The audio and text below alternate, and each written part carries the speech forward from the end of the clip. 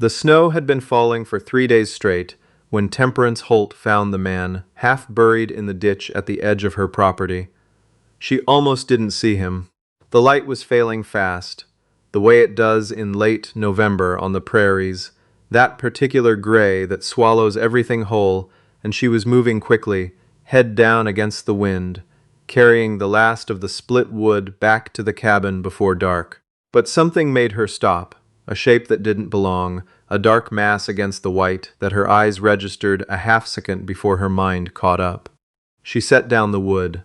She walked closer. He was alive, barely. His coat was soaked through, his lips the color of old ash, and one of his hands. She noticed this later, not then, was curled around the strap of a leather satchel, like even unconsciousness hadn't loosened his grip on it. Temperance Holt was 24 years old. She had buried her husband 11 months ago and had spent every day since keeping herself and her 7-year-old daughter, Nell, alive on what the land and her own 2 hands could provide. She had no business taking in a stranger. She had barely enough wood to last the week. She had half a sack of flour, 2 jars of preserved beets, and a debt on the property that came due in the spring. She looked at the man in the ditch. She looked back at the cabin, where the small rectangle of orange light told her Nell was still awake, probably reading by the stove. Then she bent down and grabbed him under the arms and started to drag. He was heavier than he looked. She had to stop twice to rest, and by the time she got him through the cabin door, her back was screaming and her hands had gone numb inside her mitts. Nell appeared in the doorway to the back room, holding her book, eyes gone wide. "Mama, get the blankets off my bed," Temperance said. "All of them. Is he dead?" "Not yet. Go." She got him onto the floor near the stove. She got the wet coat off him, a task that required cutting 2 buttons free because her fingers couldn't manage them. Underneath the coat he was wearing a canvas work shirt, and beneath that a wool undershirt, both soaked. There was bruising along his left side, deep and ugly. Something had happened to him before the cold got to him. She could see that much. Nell came back with the blankets, moving carefully the way children do when they understand something is serious. She helped Temperance tuck them around the man without being asked. "Who is he?" Nell said. "I don't know. Where did he come from?" "I don't know that either." Nell considered this for a moment. "Are we going to find out?" Temperance looked at the man's face. Mid-40s, she guessed, gray in his beard, weathered the way men who work outside get weathered. There was a deep cut above his left eyebrow that had bled and dried and bled again.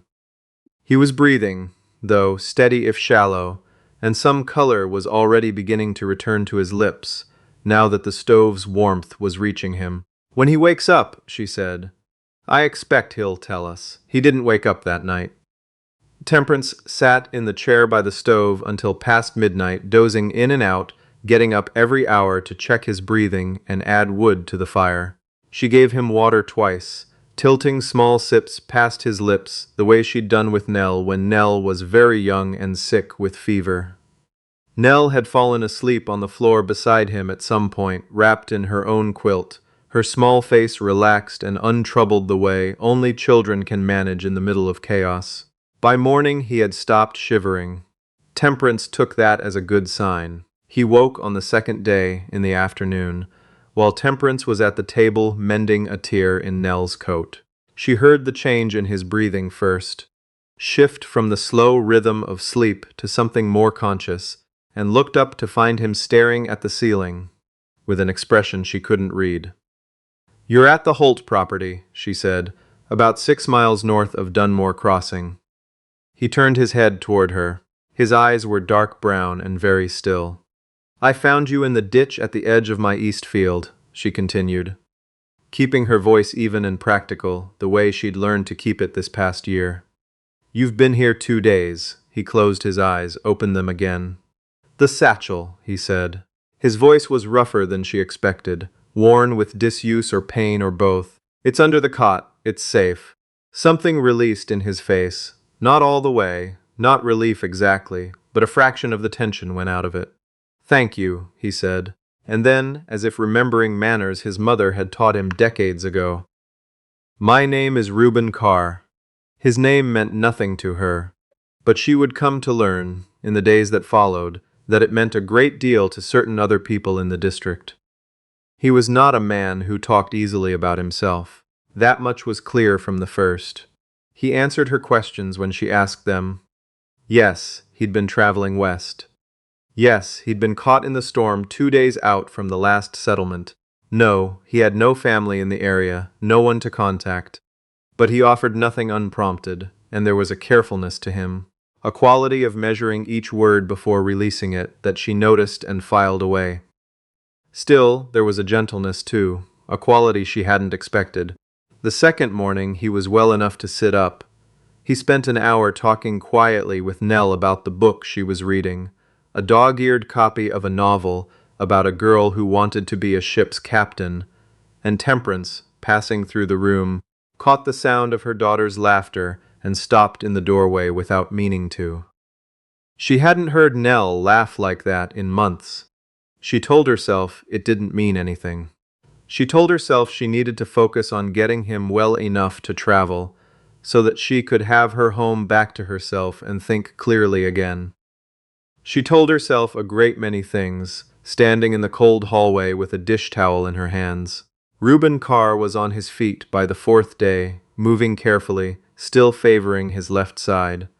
She insisted on helping where he could, splitting the wood she hadn't finished before she'd found him, checking the small stable where her horse, Birch, was wintering, mending a gap in the fence that she'd been putting off. He worked without being asked, and without making a show of it, quietly and steadily, and she found herself revising her first impression of him, though she couldn't have said precisely how. On the sixth day, someone came to the property. Temperance heard the horse before she saw the rider, a sound that didn't fit the quiet of the afternoon, and she was already at the window when the man came into the yard. She recognized him immediately. His name was Clifton Ward. He ran the feed store in Dunmore Crossing and sat on the local land committee, and he was the man who held the note on her property since her husband, James, had borrowed against it 2 seasons ago to replace the broken thresher. Ward had extended the repayment once, after James died, with a courtesy that had at the time felt genuine, and now, 11 months later, she was no longer entirely sure about. He was a large man, broad through the shoulders, with a way of taking up space that went beyond the physical. He dismounted and came to the door, and she opened it before he could knock. "Mrs. Holt," he said. His eyes moved past her into the cabin before she could stop it. "I heard you had company. A man caught in the storm," she said. "He'll be moving on soon." "Will he?" It wasn't a question. His eyes were still moving, tracking the interior of the cabin with an attention that had nothing to do with politeness. "What's his name?" There was a beat, small, barely noticeable, before she answered. "He hasn't been well enough for much conversation," which was technically true, if not the full truth. Ward looked at her. He had the kind of face that was very hard to read, which she had always found unsettling. "When he's feeling better," Ward said, "perhaps you could ask him to come by the store." "I may have some work for a man in good health." He smiled. It was a pleasant smile. It had never once made her feel comfortable. "In the meantime, I thought I'd remind you that the note comes due 1st of April. I imagine you've not forgotten. I haven't." "Good." He put his hat back on. "You're a capable woman, Mrs. Holt. Your husband always said so." He left. She stood at the window and watched him ride back down the lane until she couldn't see him anymore, and then she became aware that Reuben Carr was standing in the doorway of the back room, still and quiet, watching the same direction. "That was Clifton Ward," she said. "I know who that was," Reuben said. She turned. Something in his voice had changed. "You know him?" she said. He didn't answer right away. He looked at the floor, then at his hands, and then at her with an expression that she recognized. She'd worn it herself many times in the past year, as the look of a person trying to decide how much truth someone else could handle. "Sit down," he said, which was almost funny because it was her house. But she sat. What Reuben Carr told her in the next hour rearranged several things she had believed to be true. He was, he explained, and she would later confirm this, a records examiner for the provincial land registry. He had been traveling west, specifically, because 3 separate families in this district had lodged complaints with the registry office about irregularities in their land notes. Notes that had been altered. Payment histories that didn't match what the families reported paying. In 2 cases, families who believed they had met their obligations had received foreclosure notices. One family had already lost their property. He had the evidence in the satchel. Documents he had collected over 8 weeks of careful work, copies of original records alongside the versions on file at the local office, the discrepancies marked and annotated in a hand that was clearly someone who knew exactly what they were looking at. Clifton Ward's name appeared in the documents 47 times. Temperance sat very still while he explained this. She thought about the note on her property. She thought about the 2 payments she had made in cash, receipts she had kept, filed carefully in the tin box under the floorboard. She thought about April. "He came here looking for you," she said. Yes, he knew somehow. Word travels. A stranger caught in a storm near the Ward district. Yes. He looked at her steadily. "I want you to know that being here, that you finding me, I'm aware what this may mean for you. He'll know by now that I was sheltered here. That gives him a reason to move against you." She was quiet for a moment. Outside, Nell was playing in the snow, and she could hear the small sounds of it, the crunch of boots, the occasional shout of a child at play. "He already has a reason," she said. "The note? Yes." She stood up. She went to the window and looked out at Nell, who had built herself a kind of fort out of the snow, and was now engaged in an elaborate game with herself that involved a great deal of serious marching back and forth. "What do you need?" Temperance said. "I need to get to the telegraph office in Pemberton. That's 30 miles east. If I can get the summary documents to the registry office in the capital before Ward knows what I'm carrying, his ability to interfere with the case drops significantly. Once it's in their hands, there's not much he can do. You're not fit to ride 30 miles. I'll be fit enough in 2 days." She turned from the window. "I'll drive you." He started to say something. She could see the shape of an objection forming, and she held up a hand. "I know the road to Pemberton. I've made the trip in winter before. And frankly, Mr. Carr, you staying on my property another 2 days, while Clifton Ward is paying attention to it, is not a situation I find comfortable." She paused.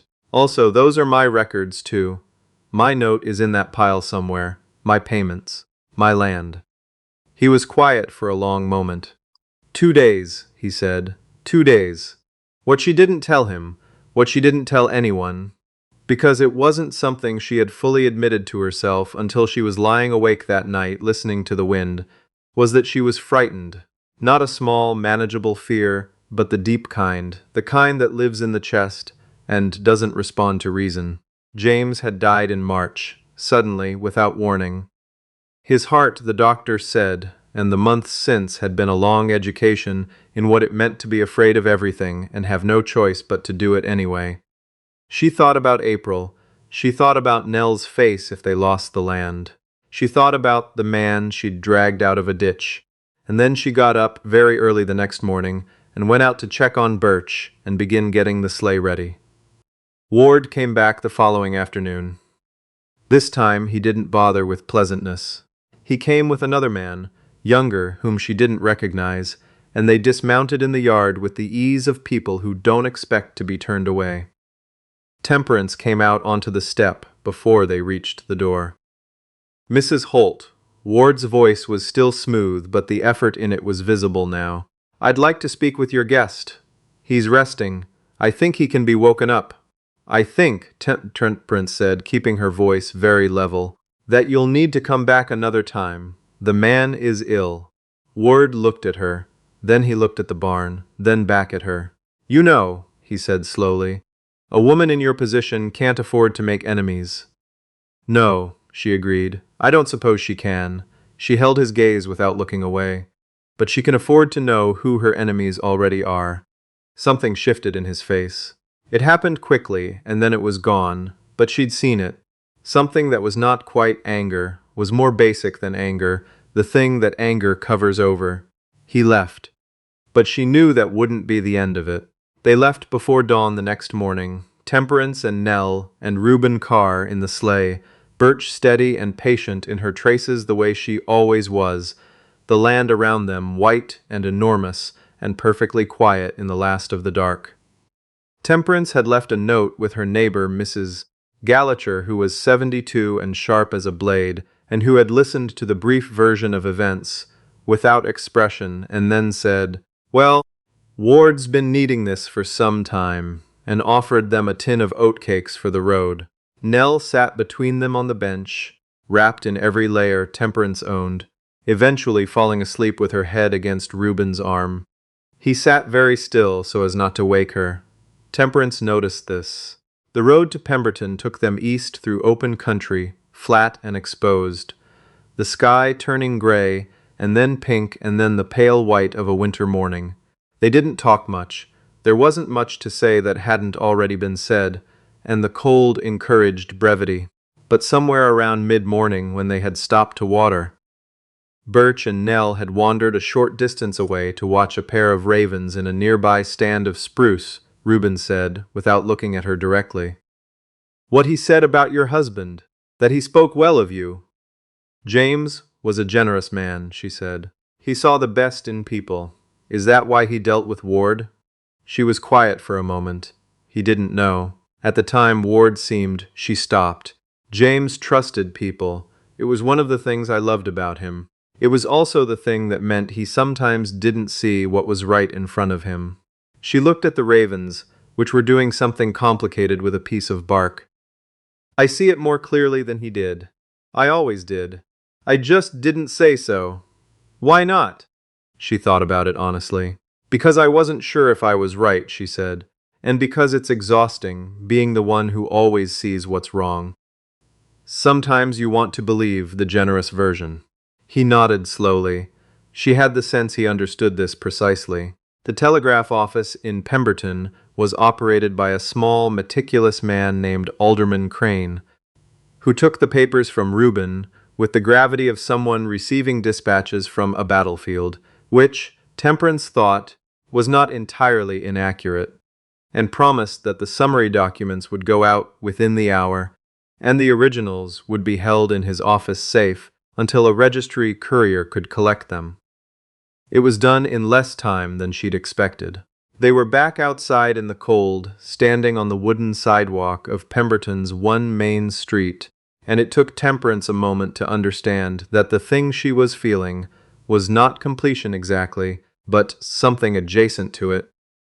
The release of a pressure she had been holding.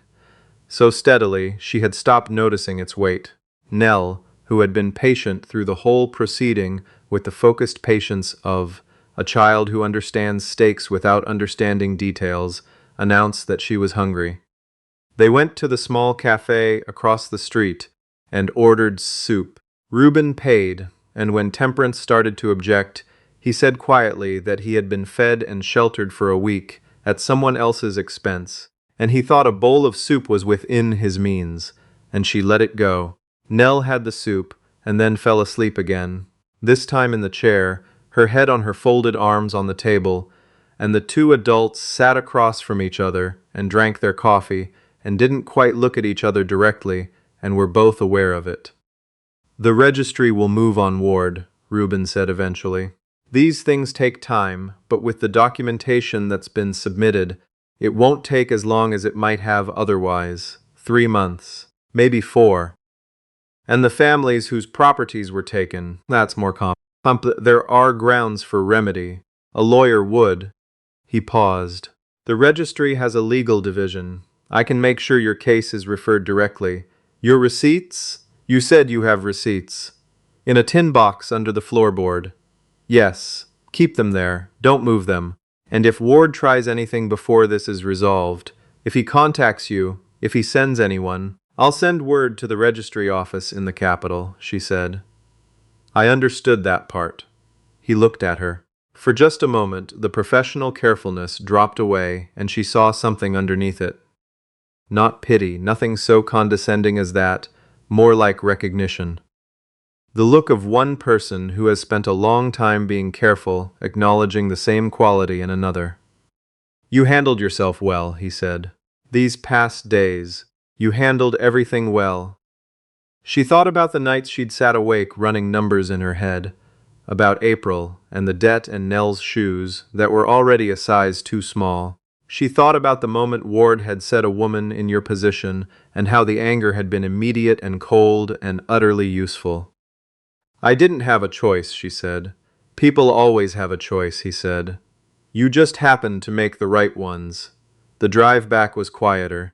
Nell slept most of the way, genuinely this time, the deep sleep of a child who has been on an adventure and doesn't fully know it. The afternoon light was already going thin and gold by the time they turned up the lane toward the cabin, the low winter sun cutting long shadows across the snow. At the door, Reuben stopped. I'll collect my things, he said. I'll make for the Gallacher place tonight. I won't put you at further risk. You could stay one more night, Temperance said. She said it plainly, without inflection, the way she said most things these days. It'll be dark in an hour. I know. He looked at her. I also know that I've asked a great deal of you already. You didn't ask, she said. I dragged you out of a ditch. That was my decision. Something almost a smile moved across his face, the first full one she'd seen from him. Then thank you, he said, for the decision. She held the door open, and he went inside, and Nell woke up just enough to be walked to her room, and Temperance stood in the kitchen for a moment with her hand on the back of a chair, looking at nothing in particular. Outside, the snow had stopped. The sky was clearing from the west, the way it sometimes does at the end of a long storm, going that deep luminous blue that only happens in winter, with the first stars showing above the tree line. She put the kettle on. 3 months and 1 week later, a letter arrived from the provincial registry office. It was addressed to Mrs. Temperance Holt, and it was 3 pages long.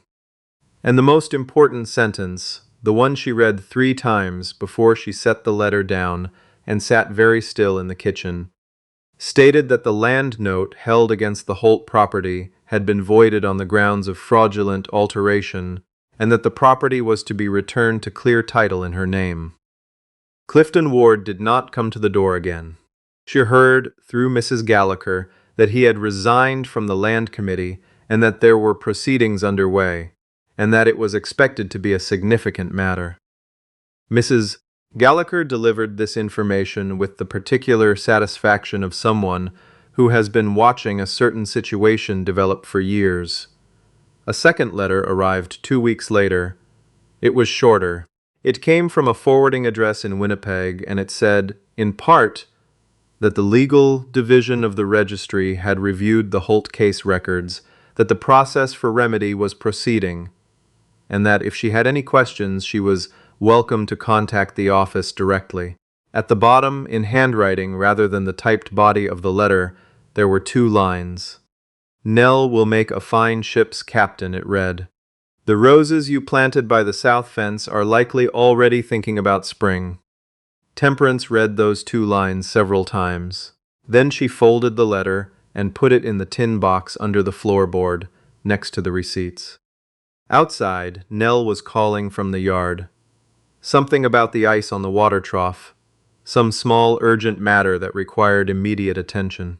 Temperance put on her coat and her mitts and opened the door into the cold, bright air of a February morning.